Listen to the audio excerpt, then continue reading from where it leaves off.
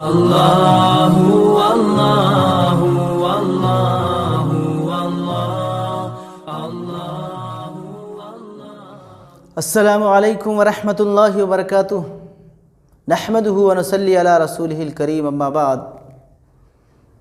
محترم ناظرین کرام اور سامعین کرام،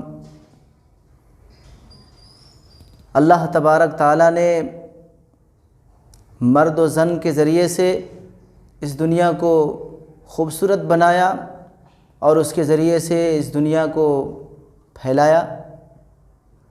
اللہ تبارک تعالیٰ نے عورت کو ایک سماج کے اندر عزت دی ہے اور اس کو توقیر دی ہے اور بلند مرتبوں سے نوازا ہے۔ اسلام سے پہلے عورتوں کا کوئی ایسا مقام نہیں تھا۔ یہ اسلام کا ان کے اوپر بہت بڑا کرم ہے، ان کا فضل ہے کہ اللہ تبارک تعالیٰ نے اس کو بلندیوں پر پہنچایا ہے اور بڑا عظیم مقام نصیب فرمایا ہے۔ اسلام سے پہلے عورتوں کی کیا عزت تھی اور کیا رتبہ تھا، آپ اندازہ لگائیے۔ زمانے جاہلیت کے حالات کو دیکھیے، پڑھیے، مشاہدہ کیجئے کیسی حالت تھی۔ عرب کی دنیا میں عورتوں کو باعث ننگ اور باعث عار اور شرم سمجھا جاتا تھا۔ عورت کی پیدائش کو وہ اپنے لیے شرم سمجھتے تھے۔ کوئی میرا داماد ہو، یہ اس چیز کو خراب سمجھتے تھے، حالانکہ وہ خود کسی کے داماد بنتے تھے، لیکن اس کا کوئی داماد ہو یہ اس چیز کو بہت خراب سمجھتے تھے۔ اسی وجہ سے مارے غیرت کے، حمیت کے، شرم کے لڑکی کو زندہ دفن کر دیتے تھے جب پیدا ہوتی، اور بعض لوگ تو فقر و فاقہ کی وجہ سے زندہ دفن کر دیتے تھے۔ اور عرب کے علاوہ دوسری قوم، وہ لوگ بھی عورتوں کو کوئی خاص عزت نہیں دیتے تھے۔ دوسرے اقوام جیسے فارس ہوا اور روم ہوئے، اسی طرح سے اور بھی دوسرے جو بھی اقوام گزرے ہیں، وہ لوگ بھی عورتوں کو کوئی مقام نہیں دیتے تھے۔ بعض قوم تو ایسی تھی، وہ یہ کہتے تھے کہ عورت کے اندر کوئی عقلی شعور نہیں ہوتا۔ بعض تو شیطان سے بھی اس کو خراب سمجھتے تھے۔ بعض لوگ ایسے ہوتے تھے کہ عورتوں کو پہاڑ کی بلندی پر لے جاتے، اس کو وہاں سے دھکا دے دیتے، وہ تڑپ تڑپ کر مرتی، لوگ اس کو دیکھتے خوش ہوتے تھے، لذت حاصل کرتے تھے، اور اس کے سمجھیے ایک لذت حاصل کرنے کا ایک ذریعہ بن جاتا تھا اس کی موت۔ اور خود ہمارے ہندوستان کے اندر ہمارے غیر مسلم بھائی، اس کے اندر یہ رواج تھا کہ عورتوں کو اگر اس کا شوہر مر جائے تو اس کے ساتھ ساتھ زندہ اسے بھی جلا دیا جاتا، ستی کر دیا جاتا تھا۔ تو بہرحال عورت کا کوئی خاص مقام اسلام سے پہلے نہیں تھا۔ یہ اسلام کا ان کے اوپر بڑا کرم ہے، ان کا فضل ہے کہ اسلام نے اسے وہ عزت سے نوازا جو کسی دھرم یا کوئی بھی قوم اور کوئی بھی مذہب نے اسے اتنا مقام نہیں دیا۔ چنانچہ آپ دیکھیں، آپ صلی اللہ علیہ وسلم نے اسی کی عظمت کو بلند کرنے کے لیے ایسا فرمایا۔ ترمذی شریف کے اندر حدیث ہے کہ جو 2 بیٹی یا 3 بیٹی کے ذریعے سے آزمایا گیا اور انہوں نے اس کو خوش دلی سے اس کو برداشت کیا اور اس کی ہر ضرورت کو پوری کیا، یعنی دنیاوی ضرورت، دینی ضرورت، اور اس کو مہذب بنایا، مؤدب بنایا، اس کو طریقہ سکھلایا، سب چیز، اور اس کے بعد جب وہ بالغ ہوئی اور جب شادی کے لائق ہوئی تو انہوں نے نیک صالح لڑکے سے اس کی شادی کر دی، تو آپ صلی اللہ علیہ وسلم نے اس کے لیے جنت کی بشارت دی۔ اور پھر اگر بہن ہے تو بہن کے بارے میں بھی خوشخبری دی، اور اگر بیوی ہے تو بیوی کے بارے میں بھی آپ صلی اللہ علیہ وسلم نے فرمایا کہ جس نے کسی عورت سے شادی کر لی ان کا آدھا دین مکمل ہو گیا۔ من تجوز لامرأۃ فقد استکمل نصف الدین، کہ جس نے شادی کر لی اس کا آدھا دین مکمل ہو گیا۔ اب آدھا دین جو باقی رہ گیا ہے، اس کو چاہیے کہ اس آدھا دین میں اللہ سے ڈرے اور اپنی عاقبت کو اور اپنی آخرت کو درست کرے، اور دیگر چیزیں جو بھی ہے اسلام کی وہ چیز کو اپنے اندر ڈالے اور اس کے ذریعے سے اپنی زندگی کو سنوارتا رہے، نکھارتا رہے اور اللہ کے قریب ہوتا رہے۔ لیکن بغیر شادی کے، بغیر نکاح کے اس کا دین مکمل نہیں ہو سکتا۔ تو عورت جس روپ میں بھی ہو، چاہے وہ بیٹی کی شکل میں ہو، چاہے وہ بہن کی شکل میں ہو، چاہے بیوی کی شکل میں ہو، بیوی کے روپ میں ہو، وہ سب ہمارے لیے رحمت ہی ہے اور بڑی فضیلت کی چیز ہے۔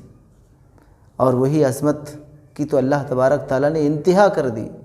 پیارے آقا صلی اللہ علیہ وسلم نے فرمایا کہ وہی بیٹی، وہی بہن، وہی بیوی جب ماں کے درجے کو پہنچتی ہے اور وہ ماں بنتی ہے تو اللہ تبارک تعالیٰ جنت جیسی عظیم چیز کو اس کے قدموں میں ڈال دیتے ہیں۔ اور چنانچہ آپ صلی اللہ علیہ وسلم نے فرمایا الجنت تحت اقدام الامہات، کہ جنت تمہاری ماؤں کے قدموں کے نیچے۔ اب اس سے بڑھ کر کے کتنا عظیم، کون سا عظیم درجہ ہو سکتا ہے؟ اس سے پہلے عورتوں کو کوئی مقام نہیں تھا۔ چنانچہ یہی وجہ تھی کہ وہی قوم جو اپنے بیٹیوں کو زندہ دفن کر دیتے تھے مارے شرم کے، اگر کوئی خوشخبری دے دیتا بچی کے پیدا ہونے کی تو اس کا منہ جل بھن کے بالکل کالا ہو جاتا اور لوگوں سے چھپا چھپا پھرا کرتا تھا اور دل ہی دل میں کہتا تھا، سوچتا رہتا تھا، فکر و غم میں ڈوبا ہوا رہتا تھا کہ اس بچی کی جو خوشخبری دی گئی ہے کیا اس کو برداشت کر لوں یا پھر اس کو زندہ دفن کر دوں۔ بہرحال تو یہ وہ قوم تھی جو بچیوں کو زندہ دفن کر دیتے تھے، لیکن ایک وقت آیا کہ وہی بیٹیوں کی پرورش کرنے کے لیے جھگڑا کرتے تھے آپس میں کہ میں پرورش کروں گا۔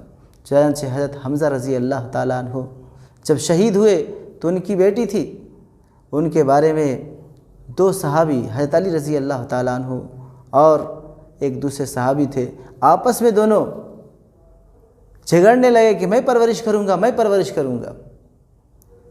ایک وہ مقام تھا کہ کوئی پرورش کرنا نہیں چاہتا تھا، زندہ دفن کر دیتے تھے، لیکن ایک وقت آیا اسلام نے ان پر ایسی تعلیم دی، اسلام نے، اور وہ فضیلتیں بیان کی اور عورتوں کی پرورش کا وہ عظیم مرتبہ اور عظیم درجہ بتلایا، جس کی وجہ سے لوگوں کے دلوں کے اندر یہ شوق پیدا ہوا کہ ہم پرورش کریں۔ چنانچہ بعض حدیثوں میں تو ایسا ہے کہ جو لڑکیوں کے ذریعے سے آزمایا جاتا ہے اور پرورش کرتا ہے، اس کے اندر جو تکلیفیں اٹھاتا ہے اور جو ان کو صعوبتیں جھیلنی پڑتی ہے اور جو شدائد دیکھنے پڑتے ہیں، اللہ کے رسول صلی اللہ علیہ وسلم نے فرمایا کہ بیٹیوں کی پرورش کرنے والا ہاتین کا لفظ آتا ہے، یعنی جس طرح سے یہ دو انگلیاں ایک آس پاس ہے، اسی طرح سے وہ بچیوں کی پرورش کرنے والا بھی ہمارے ساتھ ہوں۔ اسی طرح سے یتیم بچوں کی بھی کفالت کے بارے میں بتایا کہ جو یتیم بچے اور بچیوں کی پرورش کرے کا ہاتین، یعنی جس طرح سے یہ دونوں انگلی آس پاس میں، اس کو اسی طرح سے ہمارے قریب اس کو جنت میں جگہ ملے گی۔ اس لیے عورت بچی کے پیدا ہونے میں کوئی عار محسوس نہیں کرنا چاہیے۔ جس طرح سے آدمی کو جب کوئی لڑکا پیدا ہوتا ہے تو بڑے فخر سے اس کا سینہ چوڑا ہو جاتا ہے اور وہ اپنے دوستوں کو، اپنے دوست احباب، خیش و اقارب اور رشتہ داروں کو بڑے پھول کے، بڑے خوشی کے ساتھ، بڑی بشاشت قلبی کے ساتھ اور بڑے اچھے انداز میں خوشخبری سناتا ہے اور کہتا ہے بھائی میرے کو بیٹا ہوا، ہر ایک کو لڈویاں مٹھائیاں کھلا رہا ہوتا ہے۔ اسی طرح سے اگر لڑکی بھی پیدا ہو تو وہی خوشی کا مظاہرہ کرے اور ویسے ہی اس کے چہرے پر شادمانی اور مسرت کے پھول کھلتے رہے۔ ایسا نہیں کہ اگر کسی نے بیٹی کی پیدائش کی خوشخبری دے دی تو اس کا منہ لٹک گیا اور اس کے منہ سے خوشیاں اجل ہو گئی، اب دوسروں کو بتانے میں بھی وہ جھینپ رہا ہے، شرم محسوس کر رہا ہے۔ اگر کوئی خوشخبری بھی دے رہا ہے تو وہ کہہ رہا ارے بھائی بیٹی ہوئی، منہ بنا کے اس طرح سے۔ ایسا نہیں ہونا چاہیے۔ جیسا کہ آج ہم فی زمانہ دیکھ رہے ہیں کہ ہمارے سماج میں یہ چیز پھیلتی جا رہی ہے، بیٹا کی خوشخبری دیتے تو بڑی خوش ہو جاتے، 10 لوگوں کو بتاتے، مٹھائیاں بھی کھلاتے، لوگ جو ہے وہ بھی ڈیمانڈ کرتے ہیں کہ بھائی تمہارے کو بیٹا پیدا ہوا، چلو مٹھائی کھلاؤ، چلو بریانی کھلاؤ، فلاں ہوٹل میں چلو، اس طرح سے۔ لیکن بیٹی کی اگر خوشخبری دے تو اس طرح سے خوشی اور لذت محسوس نہیں ہوتی۔ اگرچہ اکثریت کی یہ حالت نہیں ہے، لیکن اگر کیا کہا جائے کہ 50% یا پھر اس سے تھوڑا کم ایسے ہیں کہ بیٹی کی خوشخبری دی جا رہی تو اس کا منہ لٹک جا رہا، ویسی خوشیاں اور ویسی مسرت اس کے چہرے سے رونما نہیں ہو رہی، ظاہر نہیں ہو رہی، حالانکہ ایسا نہیں ہونا چاہیے۔ پیارے آقا صلی اللہ علیہ وسلم نے فرمایا کہ بیٹی رحمت ہے، یہ زحمت نہیں ہمارے لیے، اسے رحمت سمجھنا چاہیے، اس کے لیے اپنے لیے خیر کا باعث سمجھنا چاہیے کہ وہ پیدا ہوئی تو اس کے ذریعے سے ہماری چیزوں کے اندر برکتیں ہوگی، ہمارے کھانے پینے کے اندر برکتیں ہوں گی، ہمارے رزق کے اندر برکتیں ہوں گی، وغیرہ وغیرہ چیزیں۔ اپنے لیے اسے معیوب نہ سمجھے، اپنے لیے اس کو مکروہ نہ سمجھے، جس طرح کے پہلے کافر لوگ سمجھا کرتے تھے، منحوس سمجھا کرتے تھے، اس کو خراب سمجھا کرتے تھے، ہار محسوس کرتے تھے، اس طرح محسوس نہ کرے، بلکہ بڑا فخر سے بولے، سینہ کو چوڑا کر کے تن کر کے بولے کہ ہاں میرے گھر میں رحمت آئی ہے، میرے گھر میں بیٹی پیدا ہوئی ہے۔ پیارے آقا صلی اللہ علیہ وسلم کو 4 بیٹیاں تھیں، آپ صلی اللہ علیہ وسلم نے خود فرمایا میں 4 بیٹیوں کا باپ ہوں۔ اگرچہ آپ صلی اللہ علیہ وسلم کو بیٹے بھی دیے تھے اللہ تعالیٰ نے، لیکن بیٹے بچپن ہی میں فوت ہو گئے تھے، 4 بیٹیاں تھیں۔ تو اس چیز کے ذریعے سے فضیلت سمجھنا چاہیے کہ ہمارے نبی صلی اللہ علیہ وسلم خود بیٹیوں کے باپ تھے۔ اگر ہمارے گھر میں بھی بیٹیاں پیدا ہوئی تو یہ ہمارے لیے فخر کی چیز ہے، کوئی عیب کی چیز نہیں ہے۔ اس لیے اسے اپنے بیٹوں سے اسے کم درجہ نہیں بلکہ بیٹوں پر بھی فوقیت دے کے رکھنا چاہیے، کم سے کم فوقیت نہ دے تو دونوں کو برابر رکھنا چاہیے۔ ایسا نہیں کہ بیٹوں کو ہم فوقیت دے رہے اور بیٹیوں کو طرح طرح کے تانے دے رہے ہیں، طرح طرح چھوٹے چھوٹے باتوں میں اس کو ڈانٹ رہے ڈپٹ رہے، بلکہ ان دونوں کے درمیان کوئی تمیز نہیں کرنا چاہیے۔ بیٹے بھی بیٹی دونوں کو ایک درجہ دینا چاہیے اور ان کو اپنی عزت سمجھ کر کے اور ان کو اپنے لیے جنت میں جانے کا ایک ذریعہ سمجھ کر کے ان کو بہترین تعلیم سے سجانا اور سنوارنا چاہیے اور دینی تعلیم سے اسے مزین و مرصع کر کے انہیں جنت کے حقدار بننا چاہیے۔ تو اللہ تبارک تعالیٰ سے دعا ہے کہ اللہ تبارک تعالیٰ ہم سب کو جس طرح سے بیٹوں کی پیدائش پر خوشی ہوتی ہے اسی طرح سے بیٹیوں کی بھی پیدائش پر خوشی کا مظاہرہ کرنے والا بنائے۔ آج کے فی زمانہ ہم اپنے وقتوں میں دیکھ رہے ہیں کہ لوگ ویسی حرکتیں کر رہے ہیں، چنانچہ بہت سارے ایسے بھی ہوتے اگر کوئی عورت لگاتار کئی بیٹی جنم دے دی اسے خراب سمجھا جاتا، منحوس سمجھا جاتا ہے۔ بعض جگہ تو ایسا ہوتا ہے کہ ان کو تانے دیتے ہیں اور تانے دے دے کر کے بعض تو ایسے ہوتے ہیں اس کو طلاق دے دیتے ہیں۔ کیا ان کے بس میں ہے کہ وہ لڑکے پیدا کرے؟ یہ تو اللہ کے ہاتھ میں ہے، جسے چاہے وہ لڑکا دے، جسے چاہے وہ لڑکیاں دے، جسے چاہے دونوں دے، کسی کو تو اللہ تعالیٰ کچھ بھی نہیں دیتے۔ تو یہ اس کے اختیار میں نہیں ہے کہ وہ آپ کو بیٹا دے۔ تو اگر کسی کو بیٹی ہی بیٹی پیدا ہو رہی تو اس میں اس کا کیا قصور ہے؟ اور اس کو کیوں خراب سمجھ رہے ہیں؟ اسے منحوس کیوں سمجھ رہے ہیں؟ اس کو معیوب کیوں سمجھ رہے ہیں؟ اور ان کے لیے آپ اس کو مکروہ کیوں سمجھ رہے ہیں؟ بلکہ اسے بھی خوشی سے بشاشت سے اسے برداشت کرنا چاہیے اور اپنی خوش قسمتی سمجھنا چاہیے کہ اللہ تبارک تعالیٰ نے ہم کو بیٹی نصیب فرمائے، اسی کو تربیت دے، بہترین بنائے، وہ جنت میں جانے کی ہمارے لیے ذریعہ بنے گی۔ چنانچہ وہ واقعہ آپ نے سنا ہوگا کہ ایک شخص کو لگاتار بیٹیاں ہو رہی تھیں، 6 بیٹیاں ہوئی۔ 7ویں مرتبہ جب وہ حاملہ ہوئی ان کی ماں جو تھی اس کے شوہر کی جو ماں یعنی وہ اپنے بیٹے کو کہتی رہتی تھی یہ بالکل یہ ہے وہ ہے، خالی بیٹیاں ہو رہے، اگر اس مرتبہ بیٹی ہے تو اس کو طلاق دے دینا، اس کو رکھنا نہیں، دوسری شادی کراتے، یہ کراتے وہ کراتے۔ تو بہرحال اب وہ بیچارہ تو اس میں سمجھ رہا تھا کہ اس میں ہماری بیوی کا کیا قصور ہے، لیکن بہن اور ان کی ماں کی اتنی ضد تھی، پریشر تھا، جس کی وجہ سے وہی بیچارہ مجبور ہو گیا کیا کرنا۔ اس مرتبہ انہوں نے سوچ بھی لیا تھا کہ اگر بیٹی پیدا ہوئی تو صحیح میں اس کو طلاق دے دیں گے۔